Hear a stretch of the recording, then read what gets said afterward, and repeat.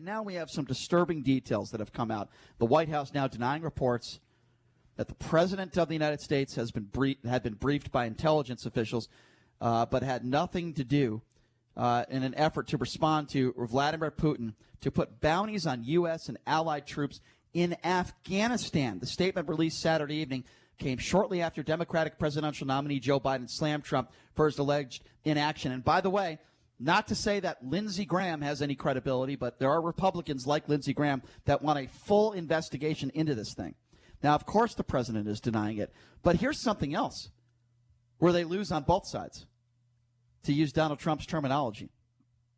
Let's just say hypothetically that Donald Trump wasn't briefed about this. How is he not briefed about it? You don't think this is important? You have another country that is offering to pay those in Afghanistan to kill American troops.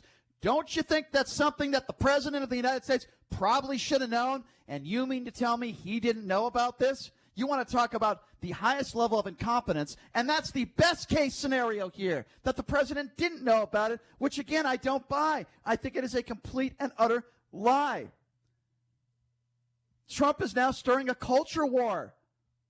He's avoiding this coronavirus crisis, and to make matters even worse, now making excuses about this story that came out with this intelligence.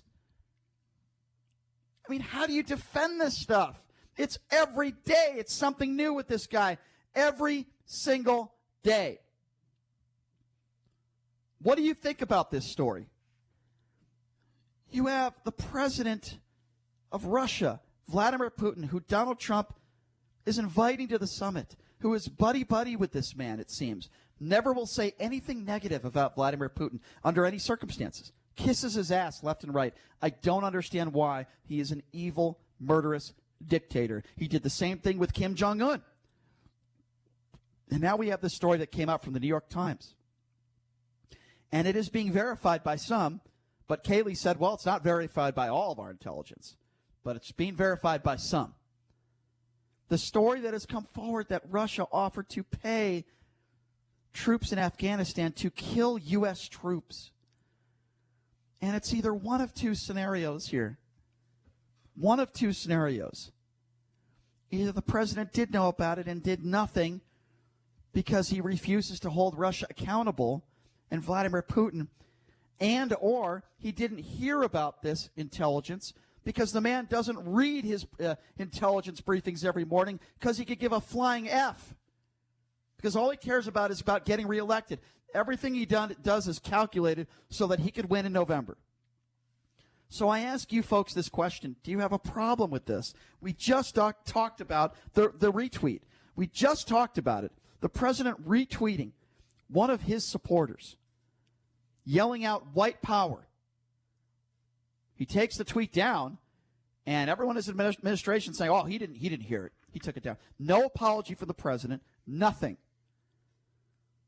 And now this story that just comes out about troops being killed at the hands of Russia, paying off those in Afghanistan to kill U.S. troops.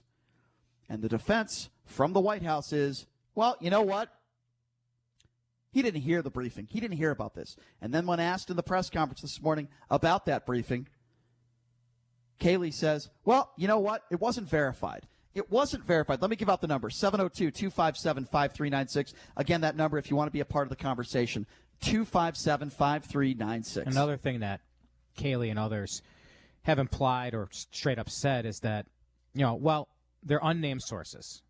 They are unnamed sources in the New York Times. And as we know, we have a lot of people that are in the White House that don't like the president that are leaking this information to make him look bad. So that's another thing that I've heard this morning as well. I believe it. I certainly believe it. I mean, they say, oh, the president, he's so tough on Russia. He's so tough on Vladimir Putin. Is this story really out of the realm of possibility? We've heard it. And again, I hate to quote John Bolton because I don't think he's the most credible person in the world either, but I believe him when he says that the president doesn't read his briefings. The president doesn't read, period. When he's on the crapper, he tweets. That's what he does. And he watches Fox and Friends. But how is this not disturbing?